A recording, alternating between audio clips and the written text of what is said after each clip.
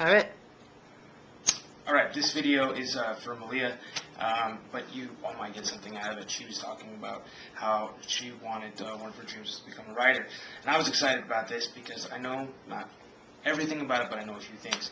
And so I wanted to share some pieces of advice and perhaps some exercises that could help her. And the first little story I wanted to tell was about probably the best writing teacher I ever had. The first time I always wanted to be a writer when I went to college. The first class I ever took was English 101. I hated it. Turned me off to writing for 4 years. Last class I ever took in college, last ditch thing, creative writing. This woman named Val Kinsey taught it. Great woman. Learned a lot from her. And we had to write these creative short stories. I was having a problem with criticism, and so what I thought I had this made. What I would do is I would write a story that was sort of benign and I didn't care about. I would write it well, but I didn't want to put too much in it, because what my strategy was is I would just build off the criticism.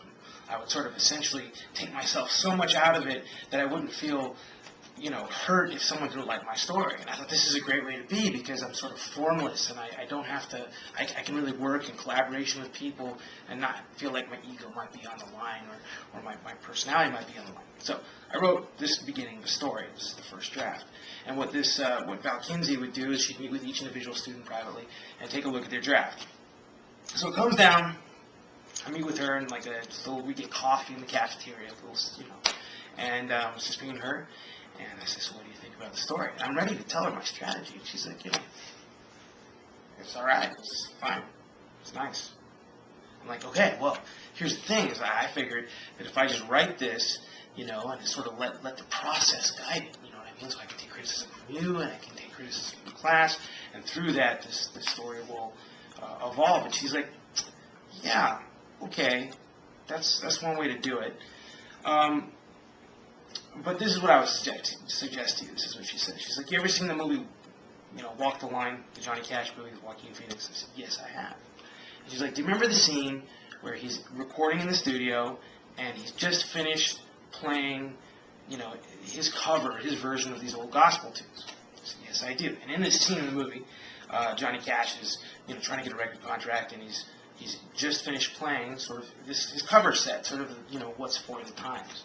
And you ask the engineer, he's like, what do you think? And the engineer's like, it's pretty good.